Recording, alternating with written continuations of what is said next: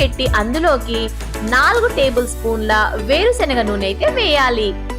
ఏ non veg curries చేసినా కూడా వేరుశనగ నూనె వేసుకుంటే అండి కర్రీ గాని ఫ్రై గాని చాలా టేస్టీగా ఉంటుంది.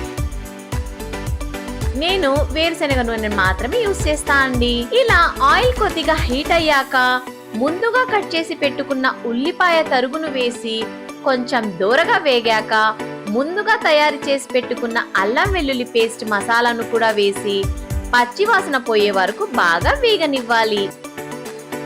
బాగా వేగాక టమాటా ప్యూరీని కూడా వేసి 3 నిమిషాల పాటు ఇలా ఆయిల్ పైకి తేలే వరకు బాగా వేపుకోవాలి.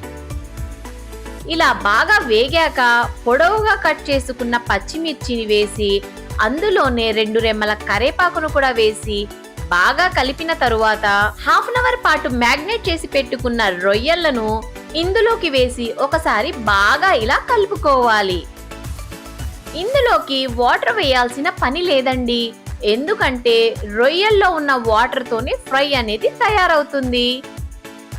ఇలా 5 నిమిషాలు మూత పెట్టి ఉడికిన తరువాత 1.5 స్పూన్ ధనియాల పౌడర్ వేసి ఒకసారి బాగా కలిపి స్టవ్ ని మీడియం ఫ్లేమ్ లోకి టర్న్ చేసి మూత పెట్టి కొద్దిసేపు బాగా వేగనివ్వాలి. మధ్య మధ్యలో మూత తీసి అడుగంటకుండా ఇలా కలుపుతూనే ఉండాలండి.